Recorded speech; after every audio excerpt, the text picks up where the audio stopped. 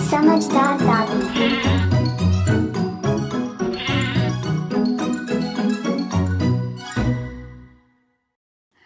नमस्कार, कैसे हैं आप सब? आ गई हूं मैं कहानियों का झोला लेकर।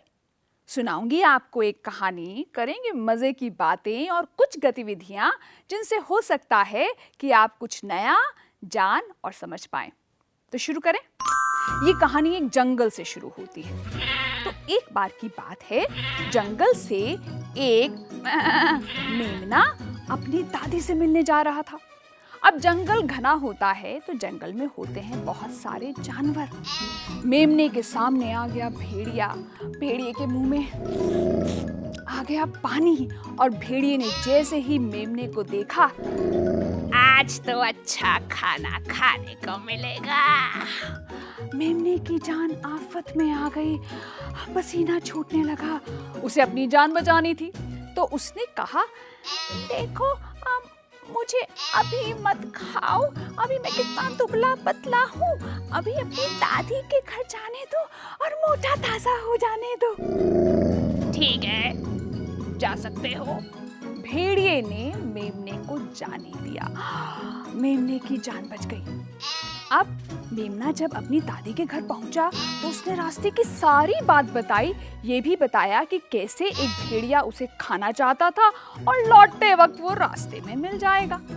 पर दादी थी चतुर। दादी के दिमाग में एक विचार आया।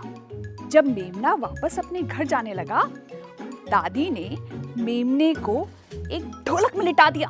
ढोलक देखिए ना, गोल गोल ढोलक होती है, दोनों तरफ से आप ऐसे ऐसे उसे बजाते हैं और वो बजती है।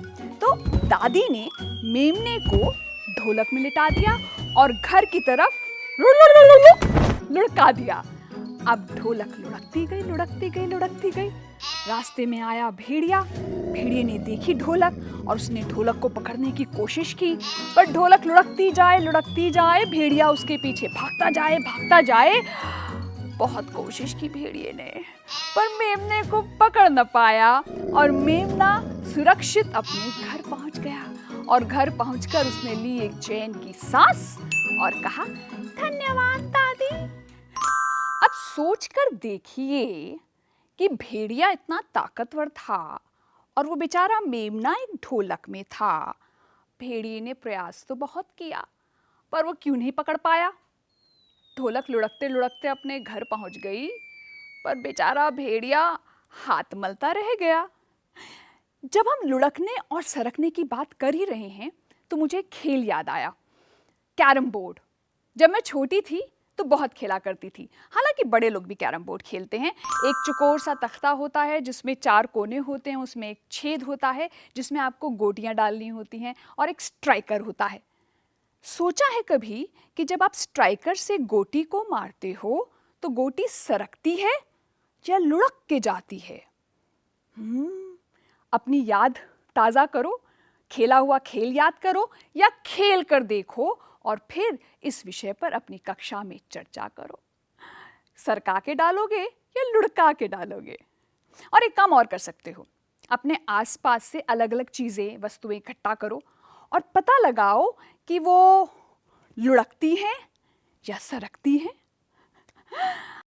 और ऐसा भी हो सकता है कि आपको ऐसी वस्तुएं मिलें जो लुढ़कती भी हैं और सरकती भी हैं।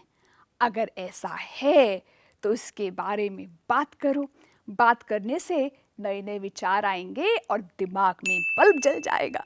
चर्चा कर सकते हो इस विषय पर अपनी कक्षा में। एक चित्र दिखाती हूँ आपको। दिखाई दे रहा है आपको ये चित्र? पार्क में तो खेलने गए होंगे, तो ये है पार्क का चित्र।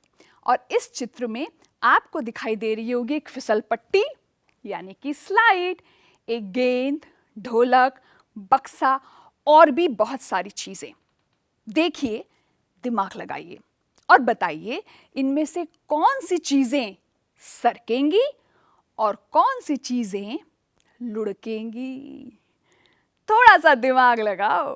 फिसल पट्टी पर आप सरकते हुए जाते हो या लुढ़कते हुए जाते हो? गेंद सरकेगी या लुढ़केगी?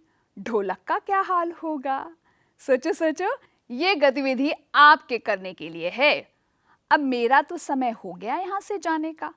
पर चिंता ना कीजिए, दोबारा आपसे मिलूंगी एक मजेदार कहानी और मजे मजे के खेल लेकर। तब तक अपना बहुत सारा ख्याल रखिए। नमस्कार।